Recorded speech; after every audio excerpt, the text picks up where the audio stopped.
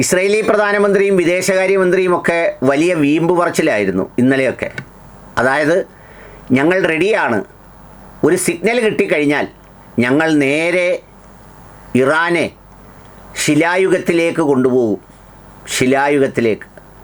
അമേരിക്കയുടെ പഴയ വിദേശകാര്യ സെക്രട്ടറി ജോൺ കെറി പറഞ്ഞത് എന്താണെന്നറിയോ?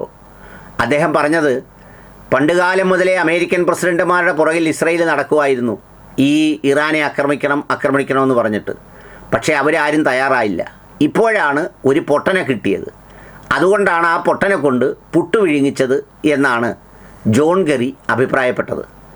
ഏതായാലും അങ്ങനെ പുട്ടു വിഴുങ്ങാനൊരു പൊട്ടനെ കിട്ടി രംഗത്തിറങ്ങി പണിഞ്ഞു നോക്കിയെങ്കിലും പണിക്കുറ്റം സ്വയം തീർന്നതുകൊണ്ട് ഇപ്പോൾ അവസാനം ശാന്തമായി നിൽക്കുകയാണ്.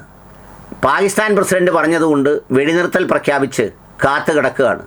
എന്നിട്ട് വമ്പ് പറച്ചിലാണ്, അത് പിടിച്ചെടുത്തു, ഇത് പിടിച്ചെടുത്തു, സ്ട്രൈറ്റ് ഓഫ് ഹോർമുസ് എൻ്റെ കൺട്രോളിലാണ്. അങ്ങനെയാണെങ്കിൽ യുദ്ധം തീർന്നില്ലേ?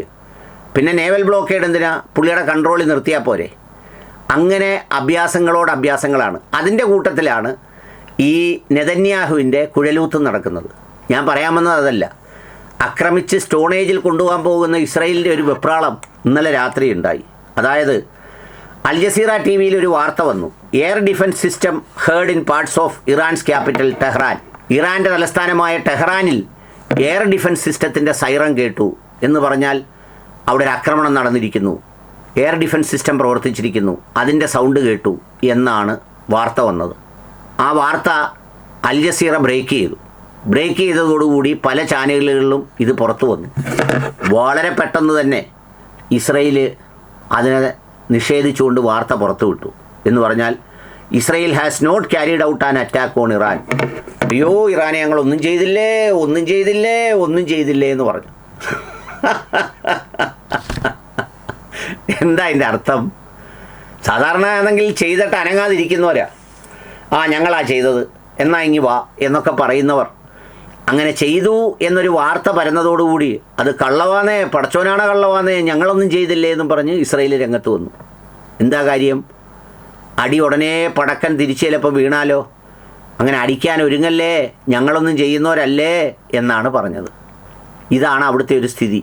എന്നിട്ട് പുറത്തു പറയുന്നതോ ഞങ്ങൾ ശിലായുഗത്തിലേക്ക് കൊണ്ടുപോകാൻ തയ്യാറാണ്, അല്ലാത്ത യുഗത്തിലേക്ക് കൊണ്ടുപോകാൻ തയ്യാറാണ്. വേറൊരു വരുന്ന വാർത്ത അമേരിക്കയുടെ കയ്യിലുള്ള സാധനമൊക്കെ തീർന്നത്രേ. കാരണം ഭയം ഇതൊന്നുമല്ല, ഇവർക്കെല്ലാം നല്ലപോലെ അറിയാം ഇറാനെ ഒരു പരിധിയിൽ കൂടുതൽ ആക്രമിച്ചാൽ ചൈനയും റഷ്യയും ഒക്കെ പുറകിൽ വരും. ചൈനയുടെ കയ്യിലൊക്കെ വെടിച്ചില്ല സാധനം ഇരിപ്പുണ്ട്. ഇതൊക്കെ പറക്കിക്കൊണ്ടുപോയി എവിടെയെങ്കിലുമൊക്കെ ഇട്ടാൽ ഈ അവസ്ഥയൊന്നും ആയിരിക്കത്തില്ല എന്ന് രണ്ടുപേർക്കും നന്നായിട്ടറിയാം.